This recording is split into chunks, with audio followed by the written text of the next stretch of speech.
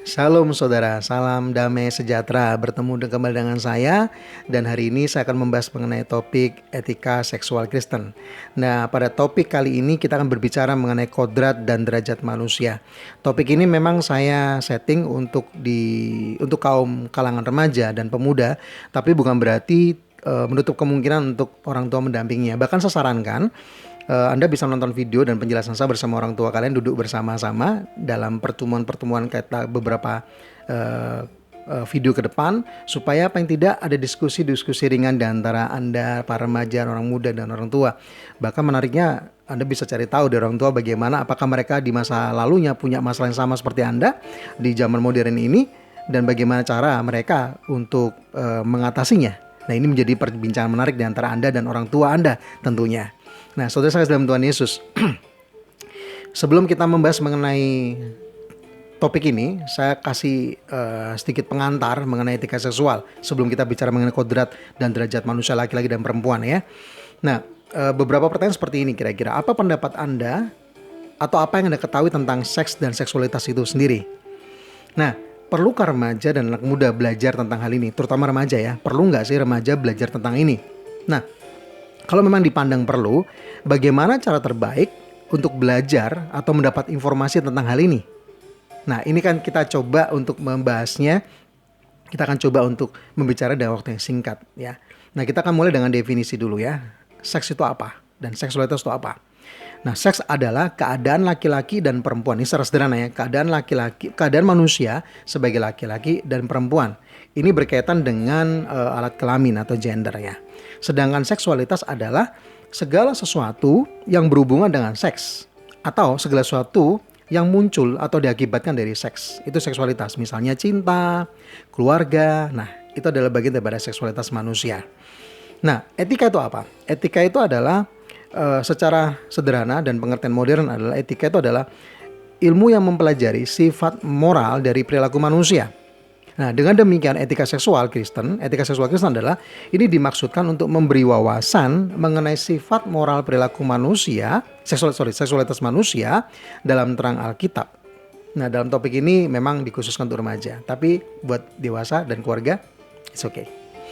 Nah, tujuan dan motivasi kenapa ini dibahas ya, topik dibahas adalah kita akan belajar tentang rencana dan supremasi. Supremasi itu adalah kekuasaan tertinggi ya. Kita akan belajar rencana dan supremasi Allah atas seks dan seksualitas manusia. Why? Sebab Allah yang menciptakannya. Allah menciptakan seks, Allah menciptakan seksualitas, dan Allah punya tujuan di dalamnya. Nah, saudara yang kasih dalam Tuhan Yesus, ada beberapa masalah sebenarnya ketika kita bicara tentang culture dan seksualitas, terutama di budaya kita saat ini ya. Tapi kalau dibandingkan di masa modern ini dengan di masa lalu saya, tahun-tahun 80-an mungkin sedikit berbeda ya. Kalau di masa sekarang ini mungkin tidak seperti yang akan saya jelaskan ya. Tapi saya harap ada keterbukaan yang positif ya antara di dalam keluarga tentang pembicaraan soal seks.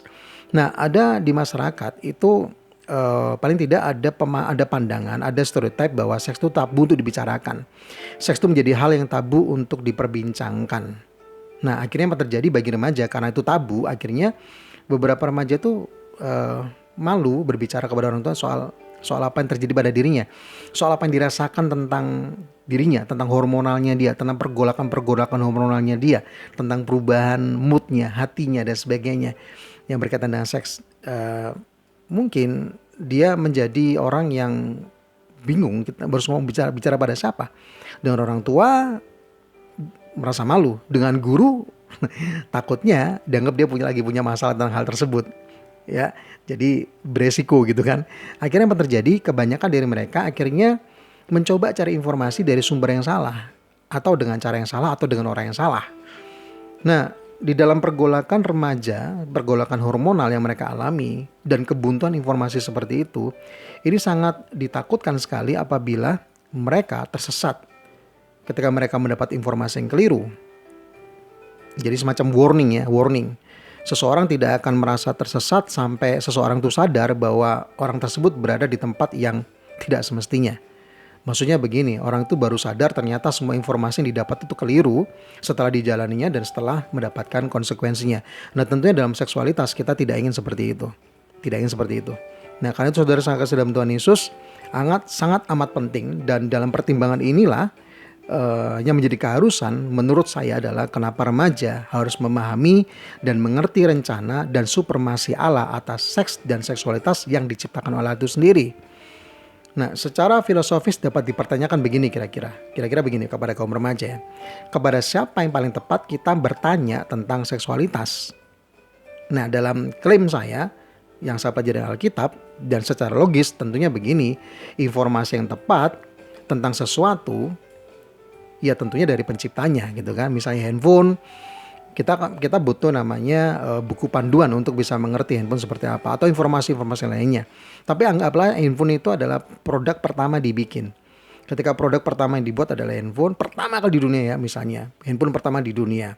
Tentunya sebelum ada manual booknya yang bisa menjelaskan bagaimana itu bekerja untuk apa, ya penciptanya. Nah, seperti demikian dengan seks dan seksualitas.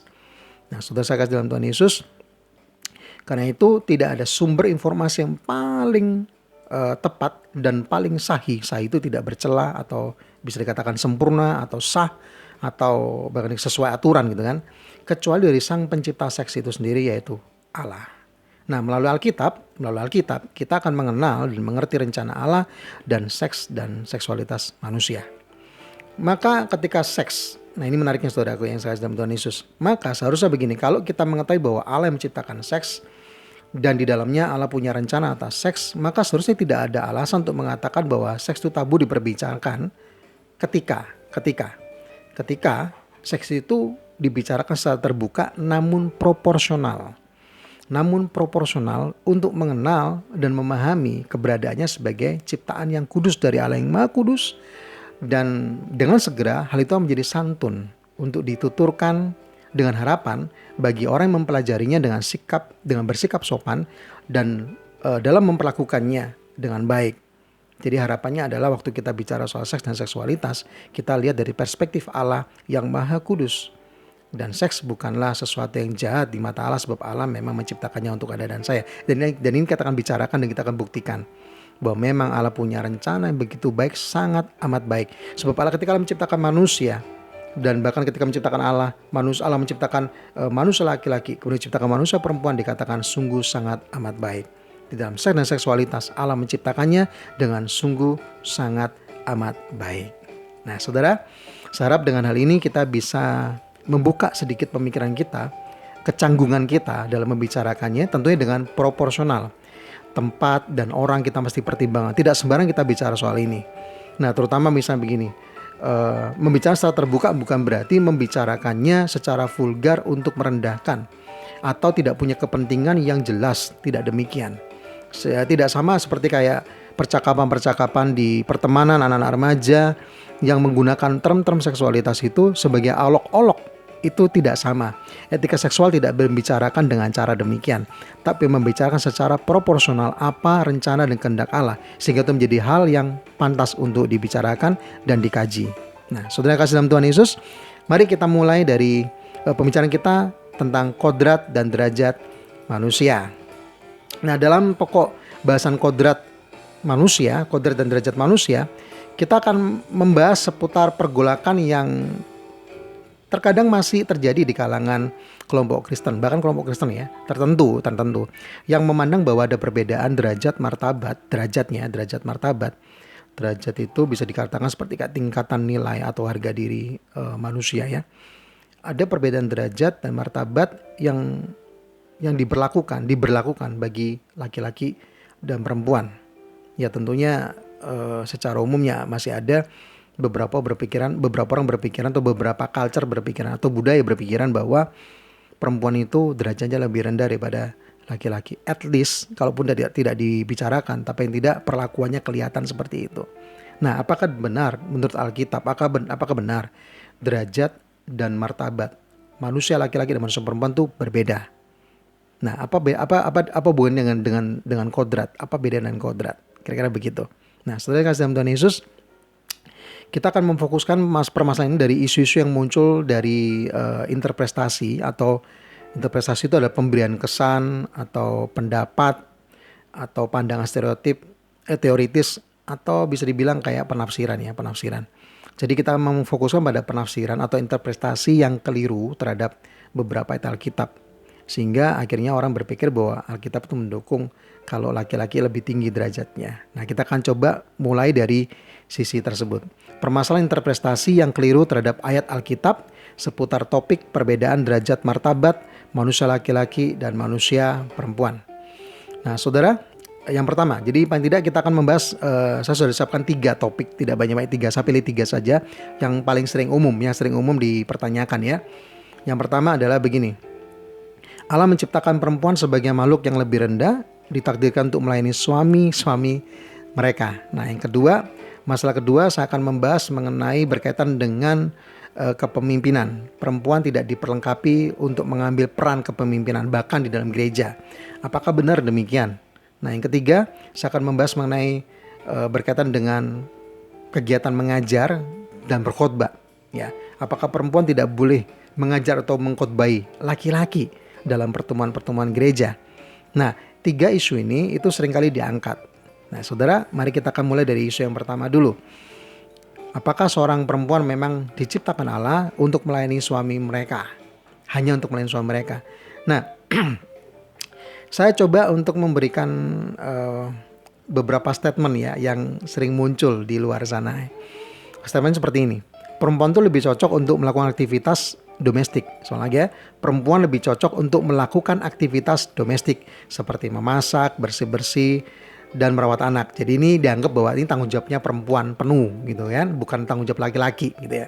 Yang kedua, karena istri diciptakan untuk melayani suami, maka istri yang baik tidak seharusnya mengejar karir atau menempatkan ambisi-ambisi karirnya di atas suami. Bagaimana menurut kalian? Bagaimana menurut Anda? Anda bisa diskusi dengan orang tua Anda. Apakah demikian gitu? Nggak apa-apa, silakan. Jadi nanti Anda bisa coba temukan, dan tentunya saya tidak memberi jawaban secara total karena saya memberikan prinsip-prinsip dasarnya. Nanti Anda bisa menanggapi dua pernyataan tersebut.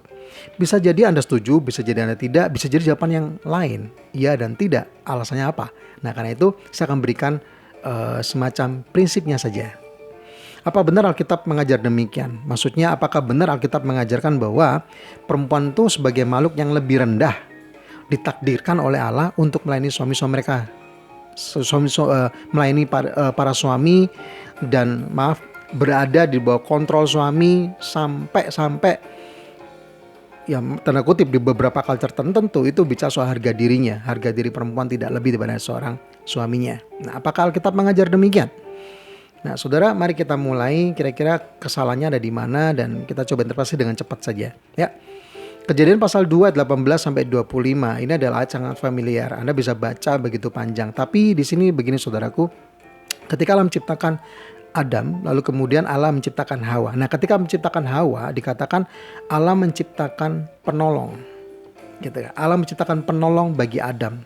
Allah menciptakan Hawa untuk menolong Adam. Nah, dalam bahasa Ibrani ini terkadang terjemahkan sebagai pendamping dan bukan sebagai tambahan domestik ya. Bukan, karena beberapa orang menganggap ini sebuah ayat untuk membenarkan bahwa lihat itu perempuan itu kan cuma nolong doang gitu kan.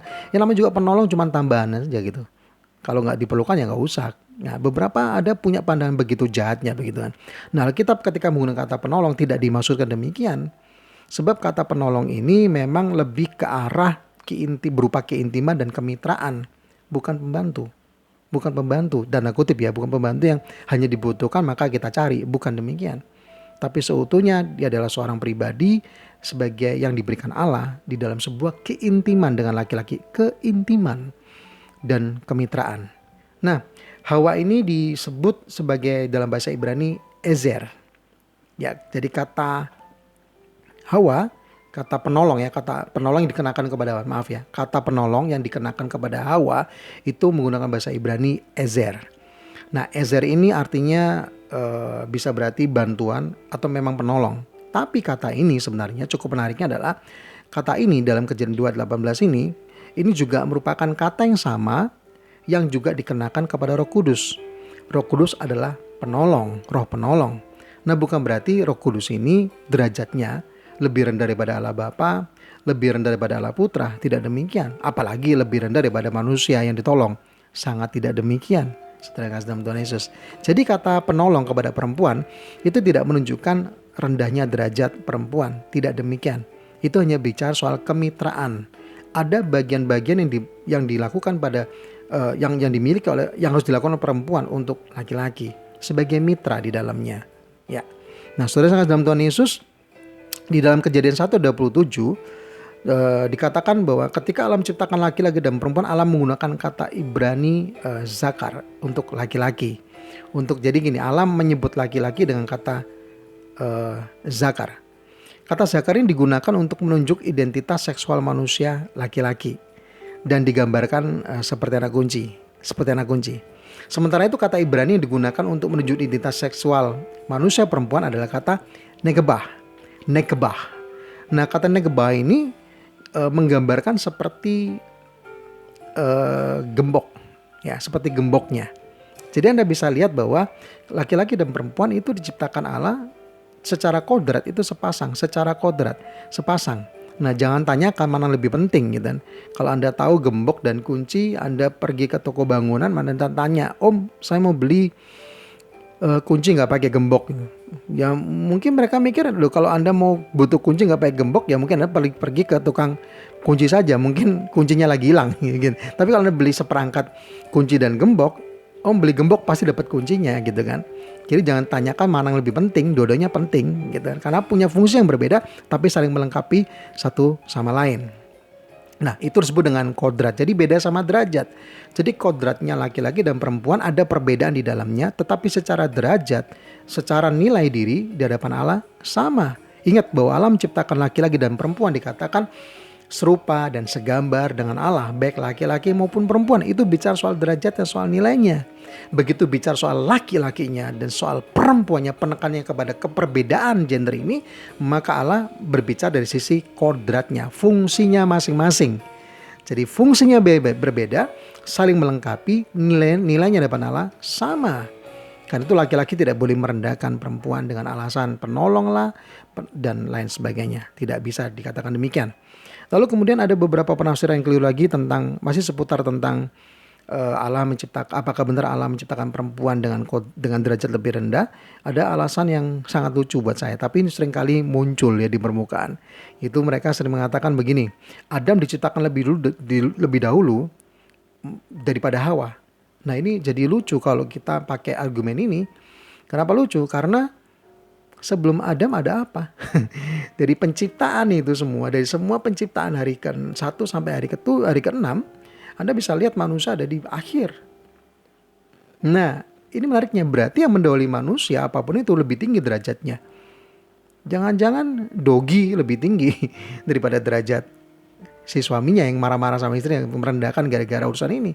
Nah, ini tidak bisa dipakai alasan ini. Sangat tidak logis, sangat tidak masuk akal, saudara yang kasih dalam Tuhan Yesus. Jadi kalau ada bapak ibu yang mendengarkan ini, saya harap tidak melakukannya ya. Tidak menjadi contoh yang jelek bagi anak-anaknya. Nah, saudara yang remaja, dengarkan saya baik-baik.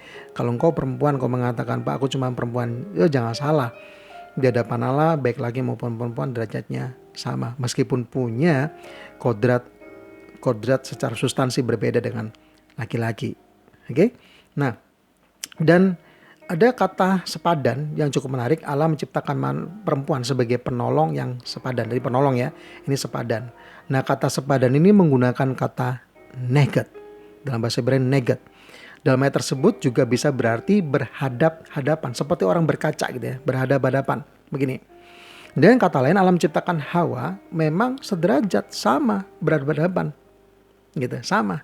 Bahkan di beberapa referensi mengatakan bahwa kata berhadap-hadapan ini salah satu penafsiran saja sih, bisa digambarkan sebagai bahwa Allah menciptakan perempuan itu menghadap kepada Adam. Itu seperti orang menghalangi. Menghalangi apa? Menghalangi supaya Adam ini tidak menjauh daripada pohon kehidupan. Kira-kira begitu. Itu filosofis begitu. Jadi seolah bahwa perempuan diciptakan oleh Allah untuk memperlengkapi Adam secara spiritual juga, mendekat kepada Allah. Oh, begitu indah ya. Nah, kemudian ada juga penafsiran mengatakan begini. Hawa kan dicobai oleh iblis lebih dulu, makanya Hawa kan lebih rendah. Kalau Hawa gak jatuh dalam dosa, Adam gak jatuh dalam dosa juga. Jadi dari kesalahan ini, menimpakan kesalahan ini kepada Hawa, lalu mengatakan Hawa kurang berharga gara-gara permasalahan ini. Nah, saudara sangat dalam Tuhan Yesus, Tidak bisa demikian, sebab kalau Anda baca Kejadian pasal 3 ayat 1 sampai dengan 6, kronologisnya memang betul Hawa yang pertama kali dicobai oleh iblis. Memang betul Hawa yang pertama kali yang tergoda untuk melawan Allah. Tapi jangan salah bahwa Anda baca baik-baik, Anda dikatakan bahwa dia memberikan buah. Setelah Hawa mengambil buah yang terlarang itu, dia berikan suaminya bersama-sama dengan dia. Nah, tidak tahu bagaimana Anda menafsirkannya. Apakah Adam tidak mengerti pencobaan itu? Tapi tentunya Adam sudah pasti mengenal buah itu kan. Kalau dia diberikan, kemudian dia mengenal buah itu, tanpa dia tahu percakapan dengan iblis dengan istrinya, sudah pasti dia akan tolak. Tapi apa yang membuat dia terima? Pasti ada sesuatu yang dia tahu tentang hal itu, yaitu percakapan iblis dengan istrinya. Kira-kira demikian, bisa jadi demikian. Tapi paling tidak Adam bukan tidak sengaja memakannya, sebab dalam percakapan Allah ketika Allah mencari manusia, Allah mencari Adam bukan mencari Hawa. Dia mencari manusia laki-laki. Nanti saya akan jelaskan kenapa Allah mencari laki-laki. Allah cari si Adamnya. Nah, dengan kata lain sebenarnya Allah melihat bahwa dosa ini adalah dosa yang dilakukan bersama-sama. Di mana Hawa ketika dicobai oleh iblis, Adam ada di situ. Adam mengerti. Dan ketika Hawa mengambil keputusan dan menawarkan kepada suaminya, dia tidak menolaknya. Dengan kata lain, Adam pun sepakat. Jadi di antara mereka berdua, laki dan perempuan, ada kesepakatan, yaitu untuk melawan Allah. Nah, saudara, tidak bisa kita menjadikan ini sebagai alasan bahwa manusia, perempuan adalah derajatnya lebih rendah gara-gara dia yang membuat kesalahan. Kalaupun seandainya, kalaupun memang misalnya ini nggak terjadi ya. Misalnya perempuan mengambil dan memakannya, Adam tidak memakannya, tetap itu tidak mengatakan bahwa perempuan lebih rendah, karena itu berbeda konteks, berbeda substansi pembicaraannya, gitu. Karena yang disebut dengan manusia perempuan laki-laki sederajat bukan karena siapa yang berbuat salah dan bukan, tapi siapa membuatnya dan siapa menetapkan nilainya, yaitu Allah. Diciptakan serupa dan segambar dengan Allah, yaitu laki-laki maupun perempuan. Nah, saudara, Anda mengerti kira-kira?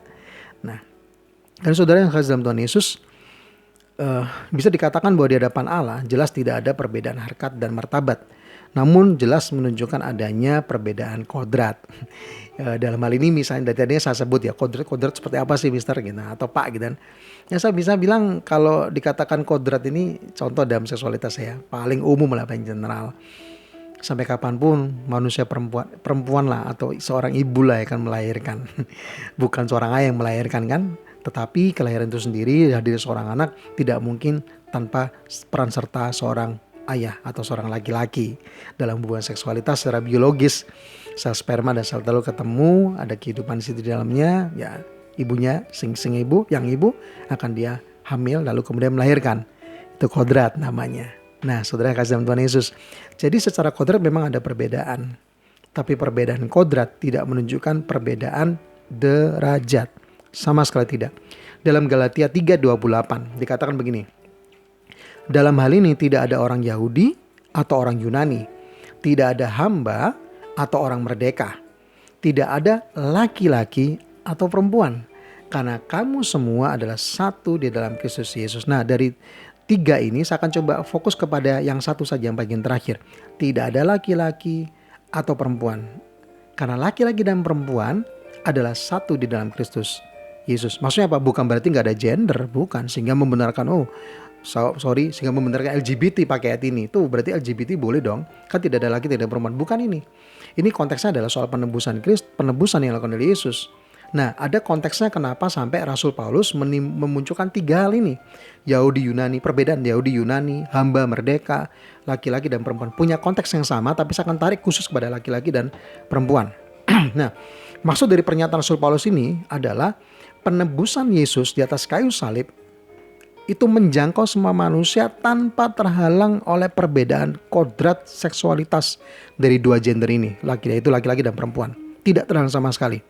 Nah, pada konteks saat itu, ini merupakan pernyataan yang sangat sensitif bagi kebanyakan budaya umat manusia saat itu.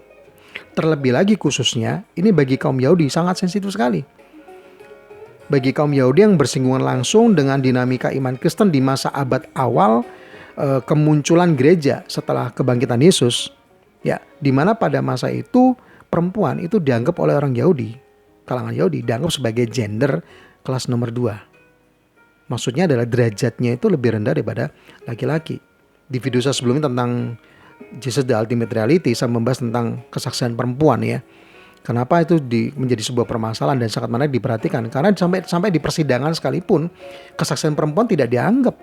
Karena dianggap gender lebih rendah. Sampai sebegitu perlakuannya. Nah, karena itu cukup menarik ketika Rasul Paulus mengangkat isu ini dikaitkan dengan kebangkitan dan penebusan Yesus.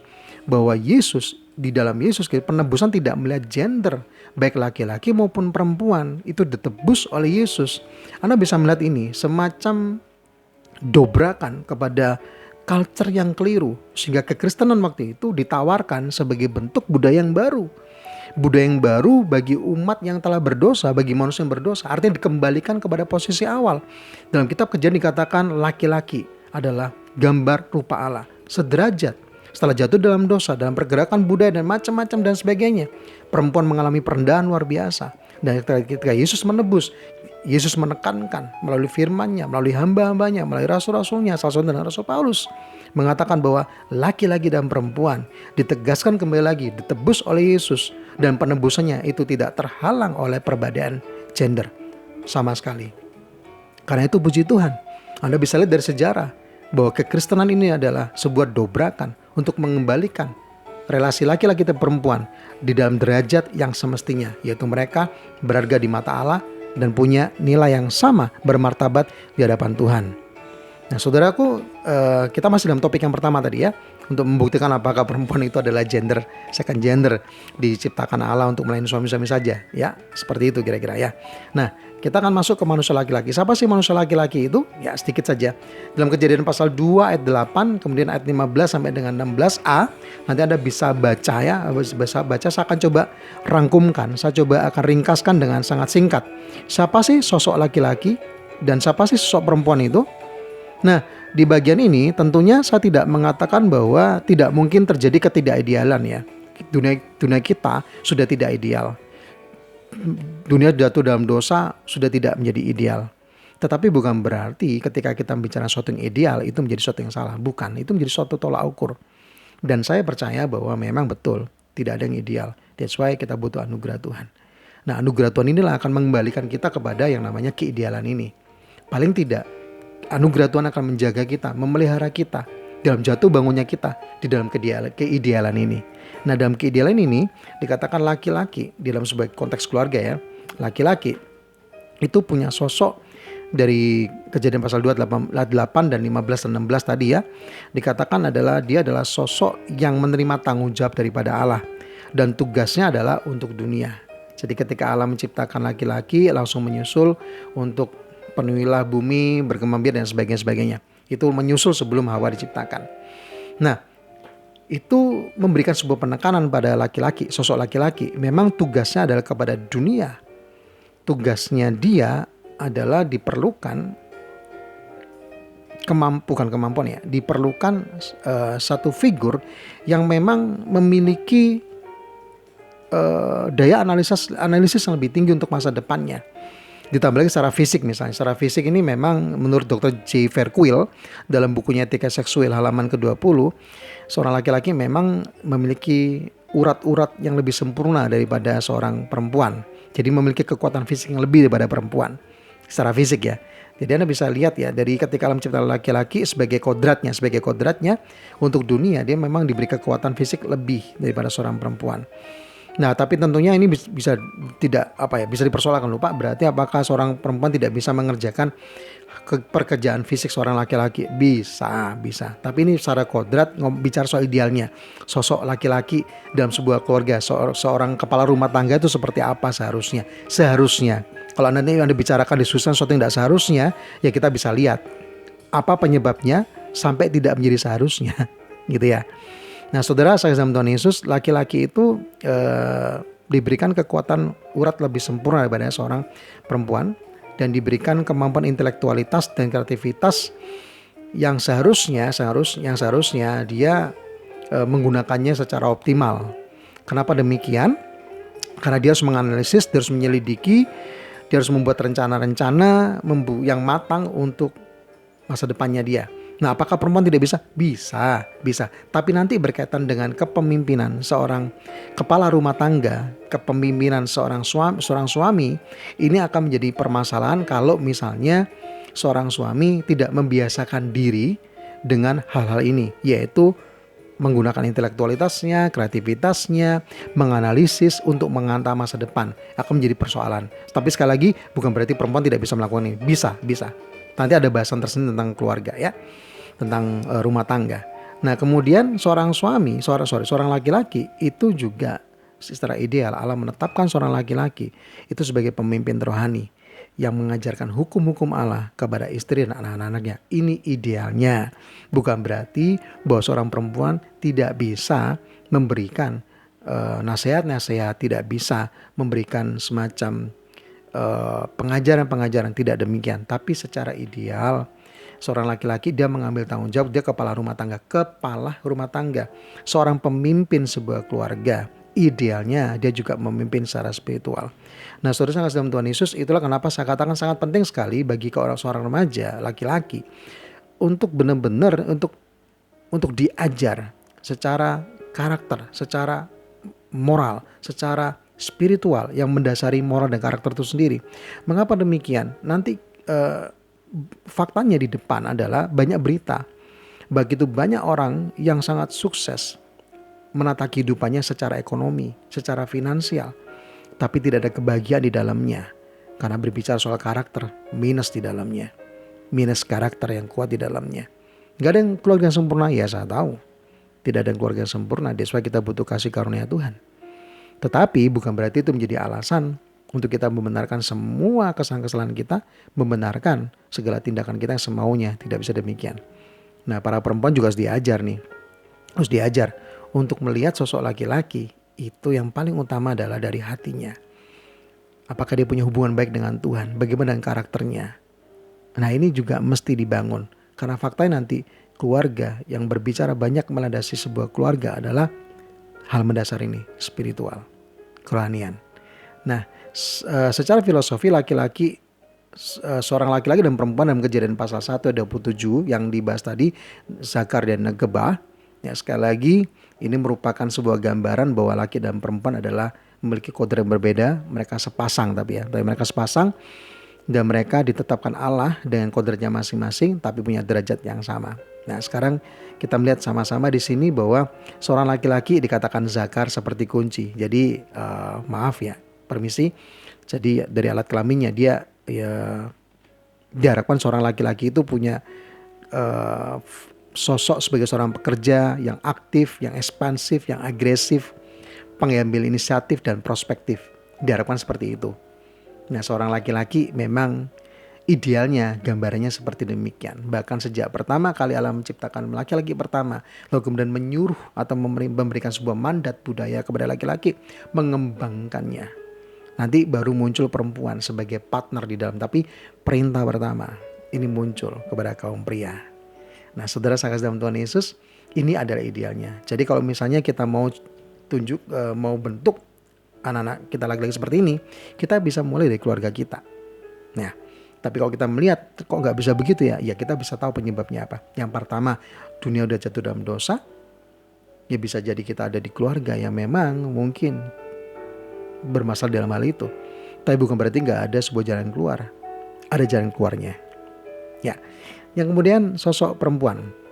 Sosok perempuan seperti apa sih gitu? Perempuan dikatakan sebagai penolong yang sepadan ya, dalam Kejadian pasal 2 18, kemudian pasal 3 20 dikatakan bahwa perempuan adalah sosok penolong yang sepadan. Ia punya tugas, tadi saya katakan ini menghadang gitu kan. Nah, sejak semula memang perempuan dikodratkan oleh Allah untuk menjadi penghalang bagi pria agar tidak jauh daripada Tuhan. Nah, stigma ini dulu masih sering muncul sih. Jadi ada beberapa hal yang kalau itu dilakukan oleh pria itu dianggap wajar, padahal itu hal salah gitu kan. Tapi kalau dilakukan perempuan ada semacam tambahan, kok bisa ya perempuan begitu? Ya, kira-kira demikian. Saya tidak tahu dari mana itu seperti demikian di masa lampau itu ya. Saya tidak tahu, tapi saya yakin bahwa ada sosok yang diharapkan dari seorang perempuan, yang sangat diharapkan seorang perempuan. Sosok yang lembut, sosok yang baik, Seolah-olah bahwa perempuan itu diibaratkan sebagai sosok yang selalu dekat dengan kebaikan. Seolah-olah begitu. Sehingga kita mengatakan tidak pantas kalau perempuan begini, tidak pantas kalau perempuan ini. Seolah-olah bahwa kalau laki pantas gitu. Padahal untuk berbuat dosa mau laki mau perempuan ya nggak pantas semuanya, gitu kan. Nah, secara filosofis sesuai Kejadian pasal 1:27 ketika Allah mengatakan perempuan itu diciptakan sebagai penolong yang sepadan ya. Ini sebenarnya Allah mengendaki seorang perempuan itu memiliki sosok yang yang punya kemampuan untuk merasa lebih mendalam. Inilah sosok peran seorang ibu. Nekebah, ya maaf permisi ya, dari alat kelaminnya ke dalam. Dia ke dalam. Kalau perempuan, kalau laki-laki keluar dia ke dalam. Dia punya sosok sebagai seorang yang perasa lebih mendalam. Kenapa perasa yang lebih mendalam? Karena dia memang diciptakan Allah dengan kodratnya untuk memperhatikan lingkungannya. Ibu bagi anak-anaknya. Gambarannya adalah Hawa itu gambaran seorang perempuan ya. Dia kata Hawa itu artinya ibu dari segala yang hidup. Ibu. Dia butuh merasakan lebih mendalam sekitarnya untuk memberikan kehidupan di dalamnya. Nah ini sangat menarik sebenarnya, saudara sekalian Tuhan Yesus. Tugas seorang perempuan ini untuk manusia, tanda kutip ya. Bukan berarti laki-laki nggak untuk manusia, bukan. Ini tanda kutip. Kalau laki-laki tadi kan bagi dunia gitu kan. Dia ekspansi, dia cari, kemudian dia menghidupi keluarga dan sebagainya. Nah kalau perempuan ini sosoknya memang diciptakan Allah untuk manusia, untuk keluarganya, mengayomi gitu kan, dari dalam memberi kehangatan. Karena itu seorang perempuan itu digambarkan sebagai sosok yang lembut. Lupa kalau misalnya ada yang tomboy gimana Pak? Ya sekali lagi ini idealnya. Setelah jatuh dalam dosa, dunia bergerak dan bergeser sebagainya, ya ada banyak problem di dalamnya situ. Ada banyak problem. Intinya sesuatu yang di luar keidealan ini pasti menimbulkan masalah. Pasti. Atau karena masalah jadi tidak ideal dan menimbulkan masalah-masalah yang baru. Seperti itu. Nah saudara, tidak salah memang menurut Dr. J. Verguel juga mengatakan bahwa seorang perempuan itu dilengkapi dengan jaringan lemak yang lebih sempurna daripada laki-laki. Bukan lemak jahat ya, bukan. Kalau laki-laki dari ototnya, kalau ini adalah lemaknya. Artinya perempuan itu memberikan secara fisik aja bisa memberikan kehangatan dan memberikan rasa nyaman. Nah, karena itu seorang perempuan itu juga diperlengkapi dengan kemampuan yang merasa mendalam tadi yang saya sebutkan, menggumuli sesuatu secara mendalam untuk kemudian memberikan sumbangan pemikiran kepada suaminya gitu. Jadi memang kita harus ajar anak-anak kita yang perempuan, remaja-remaja putri ini untuk melihat, untuk punya kepedulian terhadap lingkungannya, sekitarnya dan sebagainya.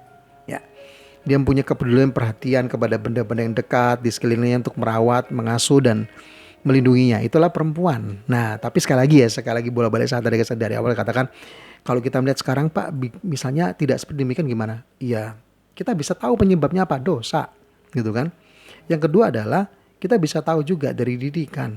Tapi sekarang kita bisa tahu ini adalah kehendak Tuhan, rencana Tuhan. Intinya, kalau tidak sampai seperti ini, kedepannya akan menimbulkan sebuah permasalahan. Bisa jadi, gitu. Atau misalnya situasi tertentu membuat seorang perempuan akhirnya mengambil peran seorang laki-laki karena situasi tertentu.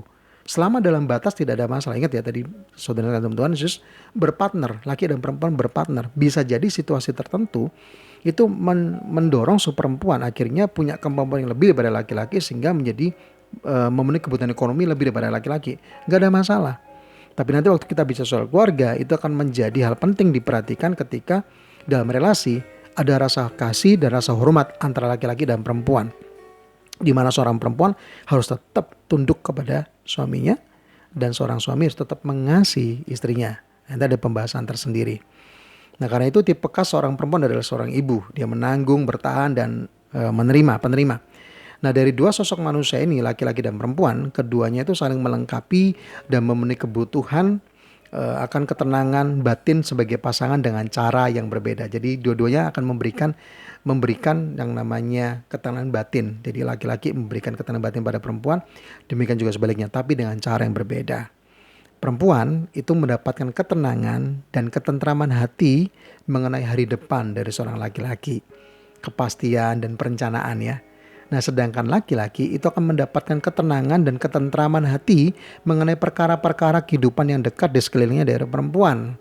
Saya percaya tidak ada orang tua manapun yang akan rela melepaskan anak putrinya ketika dipinang seorang laki-laki yang tidak tahu masa depannya mau dibawa kemana itu. Saya rasa akan banyak orang tua yang akan berpikir ulang. Ya walaupun tidak memaksa, paling tidak memberikan masukan kepada remaja anak putrinya.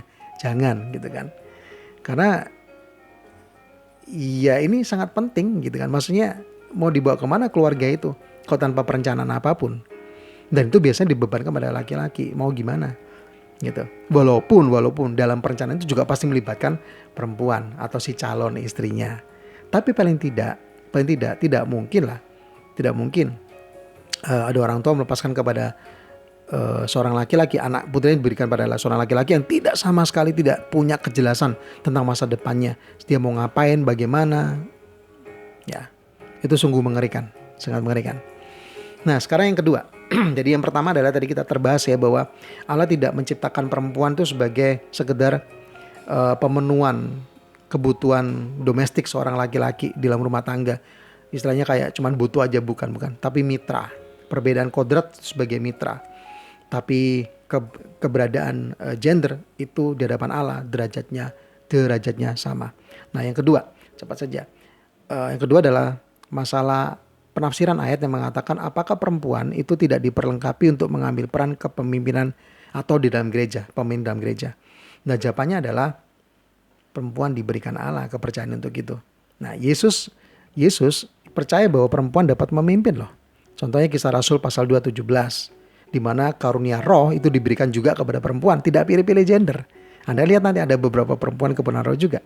Nah, lalu kemudian Lukas pasal 8 ayat 1 sampai dengan 3. Dikatakan ada beberapa perempuan yang mengikuti Yesus dan mengambil bagian sangat penting dalam pelayanan Yesus waktu itu. Nah, Alkitab itu memberikan kuasa. Alkitab memberi kuasa kepada perempuan juga loh, kuasa untuk memimpin. Misalnya Miriam, dia ada salah satu pemimpin di kalangan Israel kuno. Nah, ketika dia memimpin, itu tidak ada satupun komplain mengenai jabatan dan fungsinya. Tidak ada satupun komplain. Ini membuktikan bahwa sejak zaman perjanjian lama, bukan perjanjian baru ya, sejak zaman perjanjian lama, bahkan sejak pada mulanya Allah tidak membuat perbedaan gender untuk memimpin. Ini di luar keluarga ya. Kalau keluarga, pemimpin keluarga adalah suami. Ya nanti ada maksudnya itu apa sih? Sekali lagi itu hanya bicara kepemimpinan, bukan soal derajat. Tapi untuk kepemimpinan di luar keluarga, bahkan kepemimpinan dalam gereja, Allah sendiri, Alkitab sendiri tidak mengatakan bahwa perempuan tidak boleh memimpin. Deborah misalnya, dia adalah hakim yang memegang posisi nabi yang terhormat di selain Samuel. Itu ada hakim-hakim pasal 5 ayat 31. Esther misalnya, dia dipakai Allah sebagai perempuan yang berpengaruh terhadap nasib bangsa Yahudi ketika di zaman pembuangan. Febe, seorang diaken sekaliber Filipus. Roma pasal 16 ayat 1 sampai dengan 2, Kisah Rasul 8 ayat 5 sampai dengan 6. Ya, kemudian Priskila bersama suami Aquila menjadi pengajar dan membantu pelayanan Apolos. Ini di Kisah Rasul pasal 18 ayat 24 sampai dengan 26. Dan begitu banyak contoh dalam Alkitab perempuan-perempuan menduduki posisi penting baik dalam pengajaran, baik dalam jemaat maupun kepemimpinan di Israel. Artinya Anda yang perempuan tidak usah takut, Alkitab mendukung Anda untuk memimpin jika memang Allah memberikan karunia-Nya kepada Anda untuk demikian. Jadi Alkitab tidak pernah merendahkan seorang perempuan. Silakan. Nah, sekarang pertanyaan begini, Pak, bagaimana misalnya di dalam Alkitab itu membuktikan bahwa tidak ada seorang perempuan pun terlibat di dalam pelayanan 12 rasul? Kan semua rasul laki-laki semua 12 itu. Nah, ada dua jawaban di sini. Jawaban pertama begini, Yesus adalah tokoh pendobrak gender di Timur Tengah waktu itu. Yes. Namun jika yang memilih perempuan sebagai utusan Yesus maksudnya sebagai rasul, maka itu justru akan menjadi hal sangat berbahaya bagi yang bersangkutan. Sebab dengan segera misalnya mereka menjadi utusan, memberitakan, tadi saya sempat sampaikan ya di Timur Tengah ataupun di pembahasan sebelumnya tentang Jesus the Ultimate Reality itu, saya singgung bahwa perkataan perempuan, kesaksian perempuan tuh di pengadilan aja tidak dipercaya gitu kan. Jadi pertimbangan pertama, ini masih salah satu penafsiran. Pertimbangan pertama adalah, penafsirannya adalah bisa jadi karena pertimbangan inilah Yesus tidak memilih perempuan sebagai rasulnya. Tapi bukan berarti tidak ada jabatan yang penting, tidak ada posisi penting dalam pelayanan Yesus yang diduduki oleh perempuan. Ada. Ya. Nah yang kedua adalah jawabannya begini. Sebagai bentuk, kenapa semua laki-laki? Karena sebagai bentuk alasan kenabian dan simbolis. Jumlah 12 rasul itu mewakili pemerintahan kerajaan Allah yang terdiri dari jumlah suku Israel yang berasal dari anak-anak Yakub. Nah, ini mas saudaraku Yesus kan, saudaraku dalam Yesus, sebab laki-laki dipilih laki-laki karena kedua belas suku Israel adalah dipimpin seorang patriark. Ini merupakan pernyataan dan penggenapan dan nubuatan dalam Wahyu 21 ayat 14. Itulah kenapa 12 rasul adalah laki-laki. Tapi sekali lagi, walaupun dipilih sebagai rasul, itu tidak mengatakan bahwa di dalam kepemimpinan kepenatalan di gereja perempuan tidak boleh melakukannya. Bukan. Ini hanya masalah pada waktu itu saja. Dan tidak ada pernyataan khusus setelah Yesus naik ke surga. Kemudian tidak ada pernyataan khusus bahwa di dalam gereja rasul haruslah seorang laki-laki. Tidak ada sama sekali. Tidak ada pernyataan dengan terbuka. Tidak ada sama sekali. Nah, sekarang yang ketiga. Isu yang ketiga ya, penafsiran yang keliru. Perempuan tidak boleh mengajar atau mengkhotbahi laki-laki dalam pertemuan gereja. Benar nggak sih bahwa perempuan tidak boleh mengajar laki-laki dan mengkhotbahi laki-laki di dalam pertemuan gereja? Karena memang ada ayatnya dalam 1 Timotius 2 ayat 12. Paulus sendiri mengatakan begini. Bukankah Rasul Paulus melarang perempuan untuk mengajar atau mempunyai otoritas di atas laki-laki dalam gereja, bahkan di dunia kerja, di mana Paulus itu melarang dalam pertemuan jemaat itu mengajar. Kalau mau ya nanti di rumah, kira-kira begitu. Nah, apakah benar gara-gara ayat ini Paulus mengatakan bahwa perempuan itu benar-benar tidak punya hak, benar-benar disisihkan